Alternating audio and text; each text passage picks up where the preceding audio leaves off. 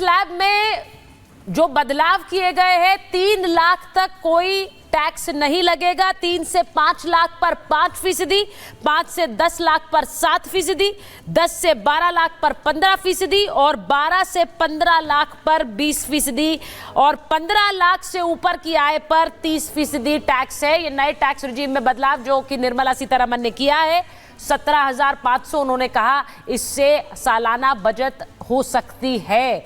तो ये जो बड़ा ऐलान है निर्मला सीतारमण का, जिसमें सबसे अंत में मध्यम वर्गीयों को टैक्स में क्या रिबेट मिला है, टैक्स स्लैब में क्या बदलाव हुआ है, उससे कितना फायदा होगा। हम शुरुआत से कह रहे थे कि जिस तरह से इकोनॉमिस्ट से बातचीत में आर्थिक सर्वेक्षण ने एक इस तरफ संकेत किया कि पैसा ज्यादा हो हाथ में, क्योंकि लिक्विडिटी बैंक्स में कम हो रही है, तो ऐसे में ये कयास लगाए जा रहे थे कि टैक्स स्लैब में कुछ बदलाव हो सकते हैं और वो हुए हैं।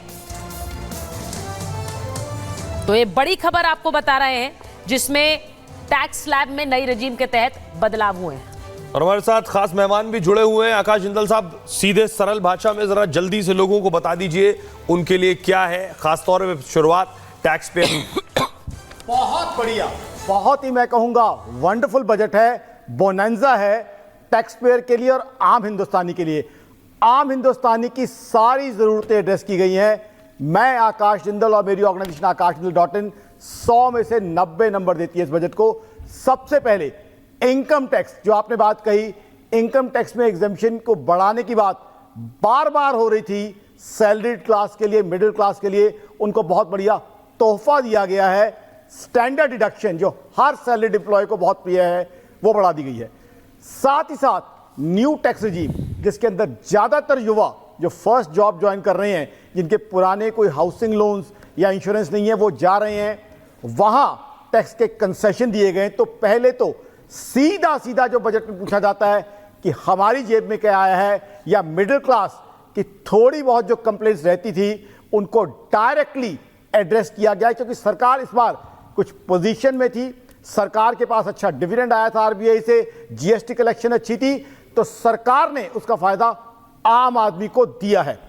दूसरा, आम आदमी के लिए इंफ्रास्ट्रक्चर फंडिंग पे बहुत बहुत मेगा फोकस रखा गया है, जो आम आदमी के लिए employment opportunities, massive employment opportunities generate करेगा।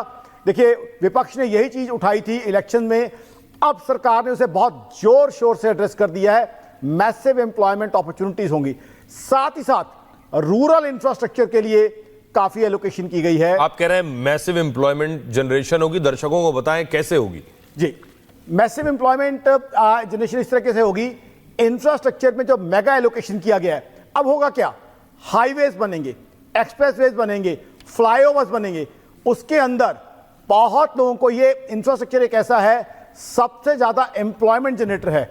हर फील्ड के लोग, चाहे मिस्त्री हो, चाहे मजदूर भाई हो, इंजीनियर्स हो, आर्किटेक्ट्स हो, कॉन्ट्रैक्टर्स हो, सप्लायर्स हो, इतने लोग उससे जुड़े हुए हैं, सबको जो है इससे कमाई होगी। साथ ही साथ इंफ्रास्ट्रक्चर कंपनियों में एमबीए, सीएस, हर तरह के फील्ड के लोग जुड़े हुए हैं। तो मैसिव एम्प्लॉयमेंट जनरेशन, जो दो चीजें अपोजिशन कहती थी कि जी एम्प्लॉयमेंट की कमी है, हालांकि उस हिसाब से कमी नहीं थी, ग्लोबल रीजन थे या इन्फ्लेशन हाई है, दोनों को एड्रेस करने के लिए बहुत बढ़िया चीज की गई। और दूसरी बात, सबसे अच्छी बात, middle class salary tax payer के हाथ में कुछ पैसा आ जाएगा, जिससे अपने परिवार के छोटे छोटे शौक, रेस्टोरेंट जाना, सिनेमा जाना, शॉपिंग जाना, वो पूरे कर पाएगा। सिर्फ बात शौक की नहीं, एक आदमी जाके खर्चेगा, एक परिवार 2,500 पे जाके मल्टीप्लेक्स में खर्चेगा, खाना खाएगा, उससे कम 5,000 लोगों को रोजगार मिलता है। मैं आपको पूरा उसका जो है रिकॉर्ड बना के दे सकता हूं।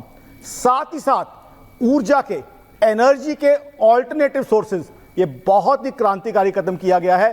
क्रूड ऑयल पे से हमारी डिपेंडेंस कम होगी, ग्लोबल क्रूड ऑयल की वॉलेटिलिटी से हम बचेंगे, और आत्मनिर्भर भारत जो एक ख्वाब देखा गया है, प्रधानमंत्री साहब के साथ साथ हम सबों ने एक ख्वाब देखा है, उस ख्वाब की तरफ हम क्लियरली बढ़ रहे हैं। जी आकाश जिंदल साहब, आप 100 में 90 नंबर दे रहे हैं। प्रेम साहब का कुछ चेहरा उतरा है सर। पैसे तो उनके भी बचेंगे। प्रेम कुमार जी, आपकी जेब में भी आएगा, आप क्यों उदास हैं?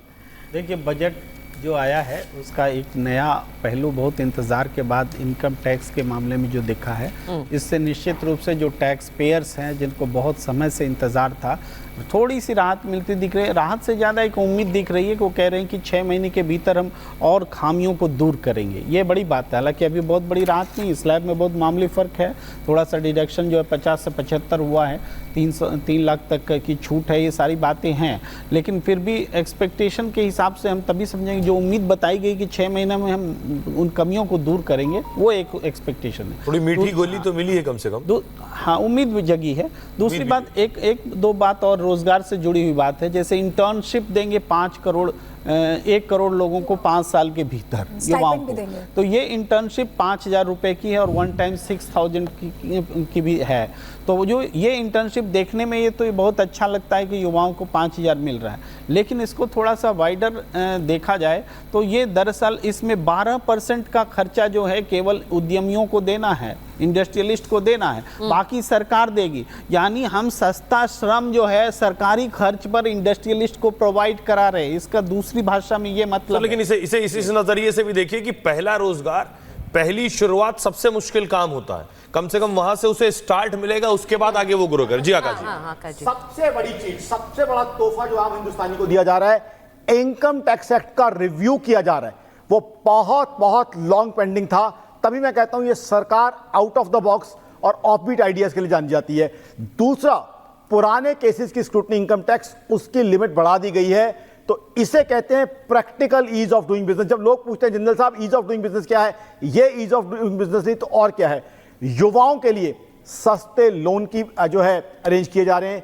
युवाओं के लिए बहुत सी कंपनियों से इंटर्नशिप करवाई जा रही है ताकि युवा हमारे स्किल डेवलपमेंट हो, उनको जॉब्स प्रोवाइड हो सके। इस तरह के जो है अरेंजमेंट्स किए जा रहे हैं।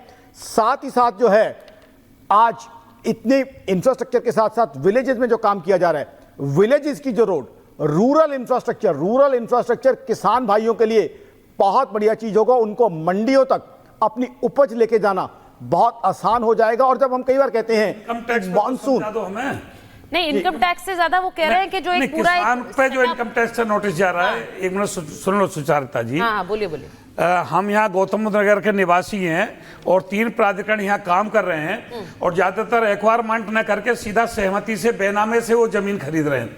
आजकल किसान से बेनामा कराती है अथॉरिटी और उन पे जैसे बेनामे का पैसा उनके खाते में जाता है, इनकम टैक्स का नोटिस पहुंच जाता है।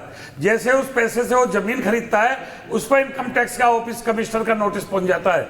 अगर किसी कारण से 7% का प्लॉट जो जमीन के एक्वायरमेंट के बदले में मिला है, अगर वो बेचा तो इनकम टैक्स का ऑफिस पहुंच। एक मिनट सुन लो पूरा क्वेश्चन, क्वेश्चन सुन लो।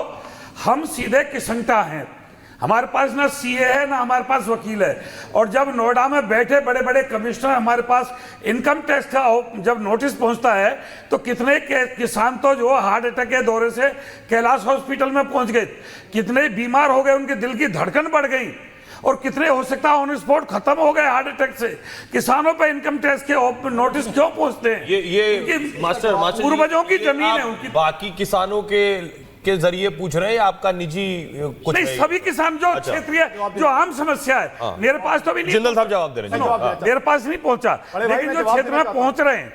बड़े भाई मैं जवाब देना चाहता हूं। किसानों का पूरा सम्मान है, सरकार भी किसानों का पूरा सम्मान करती है। मैं तो एक इंडिपेंडेंट इकोनॉमिस्ट हूं, सरकारी नुमाइंदा तो हूं नहीं। सबसे बड़ी प्रोविजन शायद बड़े भाई आपने मिस आउट कर दी है, इनकम टैक्स एक्ट रिव्यू हो रहा है तो उसकी सारी प्रोविजन रिव्यू हो रही है।